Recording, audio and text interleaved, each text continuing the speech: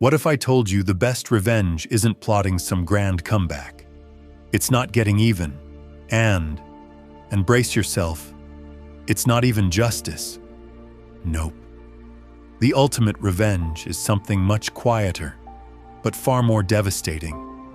It's becoming so untouchable they won't even recognize you anymore. Let's be honest.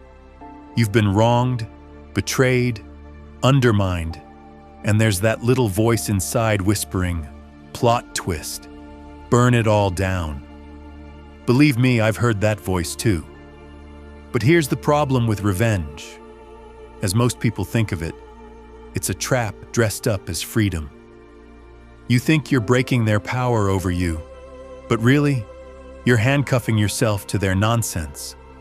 And trust me, no one looks good in those cuffs.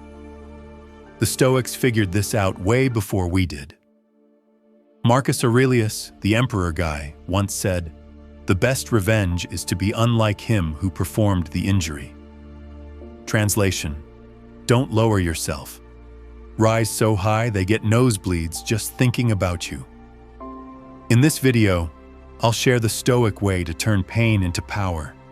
Not the kind of revenge that drains you, but the kind that sets you free and leaves them wondering how you got so peaceful. By the end, you'll have the tools to erase their grip on you and write a new story, one where you win without even trying. So, if you're ready to go from wounded to unstoppable, hit that subscribe button, turn on the bell, and let's begin. Chapter 1. Why traditional revenge is a trap. Let me tell you about the time I almost got into a full-blown feud over a parking space. Yep, just a parking space. There I was, pulling into my favorite coffee shop's small lot, and just as I'm easing in, this guy in a monster truck swoops in and takes the spot. No blinker, no courtesy wave, nothing. I was halfway in already. He looked right at me, gave a smug grin like he'd just won something. I'll admit it, every molecule in my body wanted payback. / his tires? Nah, too extreme. Block him in? Tempting. Key his truck? Never, but the thought flashed through my mind for half a second. Then I thought, here I am, spending my morning fuming while he's inside sipping his latte, completely unaware that I'm outside rehearsing a revenge plot like I'm in an action movie. Who really wins there? Not me. I'm left with a pounding heart, sweaty palms, and a ruined day. He's living his life. I'm living in his world. That, my friend, is traditional revenge. It tricks you into thinking you're reclaiming power when you're actually handing it right back. You become an actor in their story, not yours. You react. You don't act. The Stoics, those ancient philosophers who stayed cool-headed even when the world was falling apart, understood this better than anyone. They believed the real loss isn't in being wronged, it's in letting it consume you. Seneca, who advised emperors and lived under the infamous Nero, said, "No one can harm you without your permission." At first, that sounds almost naive. Like, sure, Seneca, tell that to the guy who keyed my car.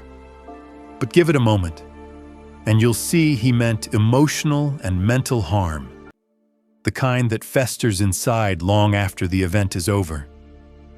The moment we let someone's actions dictate how we feel, we hand them the keys to our peace of mind.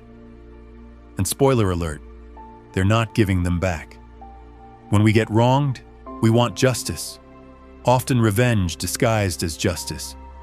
We want them to feel what we felt, to suffer as we suffered. It's primal. You slap me, I slap you back, but that logic just keeps the fight going. Nobody wins. We just trade blows until we're exhausted. The psychology of revenge. Here's a bit of psychology. Your amygdala, the fight-or-flight part of your brain, fires up when you're wronged. Heart races, adrenaline surges, logic takes a back seat. You become impulsive, angry texts at 2 a.m., classic. And if you let that friend run the show, you'll burn bridges, make poor decisions, and stay emotionally attached to the person who wronged you. Stoicism offers a different path, powerful though not easy. It teaches you to step back, breathe, and ask, who do I want to be in this moment? Do you want to lug anger around like a backpack full of bricks, or shrug, smile, and free yourself? Marcus Aurelius said, "The best revenge is to be unlike him who performed the injury." If someone lies to you, the best response isn't lying back. It's being radically honest. Someone disrespects you? Don't disrespect them. Live in a way that demands respect without saying a word. That's psychological gold. When you refuse to stoop to their level, you take the high road. It's not just morally right. It's where you stay in control. You choose, not react. And choice is where your power lies. A real-life story. Lisa's revenge. A friend, let's call her Lisa, went through a nasty divorce. Her ex spread rumors, turned friends against her, dragged her name through the mud on social media. At first, she wanted revenge. Emails, messages, speeches. But then she stopped and asked, "What happens if I engage?" Answer: more drama, more pain, more wasted energy. So she blocked him everywhere. She didn't respond. She lived like he didn't exist. A year later, new job, new relationship, peace. Meanwhile, he's still spinning old stories, but no one cares anymore. Lisa didn't win by fighting. She won by not playing the game. Chapter 2. The Stoic Formula for True Revenge. This is about mastering your emotions, cornerstone of Stoic revenge, and maybe life itself. Marcus Aurelius ran an empire and still journaled, "You have power over your mind, not outside events. Realize this and you will find strength." That line hit me harder than any slight from Kevin. My frustration, totally within my control. Kevin's actions, not so much. We get tripped up by thinking we'll feel better when we fix someone else. But true revenge, it's reactive. It hands them the wheel and sends you off a cliff. Psychologists call it emotional hijacking. You lose yourself, become rage personified, say things you regret. You feel smaller afterward. That's not revenge. That's self-sabotage. The Stoics got it. The greatest flex isn't retaliation. It's a grounded indifference. Not cold and heartless. Not, "I don't care about anything." But a calm resilience that says, "You don't get to decide how I feel today." Imagine insults bouncing off like ping pong balls hitting a brick wall. Every calm moment, you're winning. Step 2. Excel beyond them. This is where most people stop. They imagine revenge as hurting the other person. But the Stoics, and anyone truly winning at life, know. The best revenge is becoming someone untouchable. Not physically, but emotionally, socially, mentally, so far above the noise they can't even see you. Think of Eleanor Roosevelt, born elite, married FDR, faced personal betrayals, including her husband's affair. She could have retaliated or spun scandal. Instead, she became a human rights advocate, chaired the UN committee that drafted the Universal Declaration of Human Rights. She built a life so big, her betrayal became a footnote. For me, I poured myself into work, honed my craft, strengthened my relationships. I stopped worrying about Kevin because I was too busy thriving, and nothing rattles a petty person more than watching someone they tried to hold back run past them, smiling. Step 3. Walk away and leave it to fate. This is the hardest. We crave closure, immediate consequences. But the Stoics believed fate, or divine justice, or natural consequences, works on its own timetable, not ours. Epictetus, a former slave turned great Stoic teacher, said, Don't explain your philosophy, embody it. Don't wait for the universe to teach them a lesson. Live so well you don't need them in your story. It's the hardest part.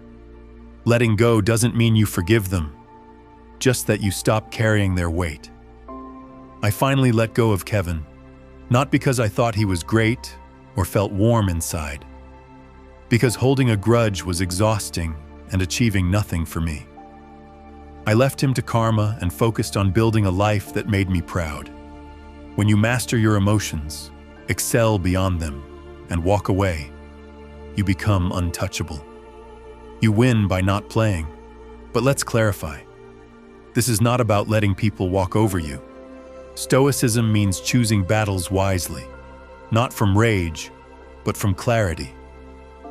You may need to set boundaries or have tough talks, but always from strength, not reaction. And yes, try forgiveness, not kumbaya or inviting them back. It's a powerful personal move. It means you lay down the backpack of anger and resentment. Marcus Aurelius said, "The best way to avenge yourself is to not be like your enemy." Carrying bitterness is being like them. Stoics rejected grudges. They're chains we wrap around ourselves. Epictetus taught, "Outside events and what others do shouldn't disturb our peace." Forgiving is unlocking a prison you made for yourself. It doesn't require them to know or deserve it. You deserve it. Forgiving isn't forgetting. You can learn without living in pain. You protect your boundaries without hardening your heart. Don't explain your philosophy, embody it. So, if you're nursing a grudge, plotting payback, pause. Ask yourself, what's better? Proving a point to someone who may not care, or building a life so strong they become irrelevant? The answer's clear, and has been for thousands of years. Stoics figured it out first. You don't need to be a philosopher or emperor. You only need to choose yourself over anger, your future over pride, your peace over needing to win. That's the best revenge. Final Stoic truth about revenge. It isn't anger, it isn't comeback speeches. It's proving each day that no one, not their betrayal, pettiness, or spite, can break you. When you stop chasing revenge and start chasing greatness, you win, and they'll see it. Living well, laughing more, sleeping peacefully, while they play the old games you've already won. That's your mic drop. So tell me, what's the one thing you're doing differently today? What's your first move in this new chapter when you hold all the power? Drop it in the comments. I read everyone. If this hit you in the heart, hit like and subscribe. Because every time I discover a new perspective on life, I want you to be the first to hear it.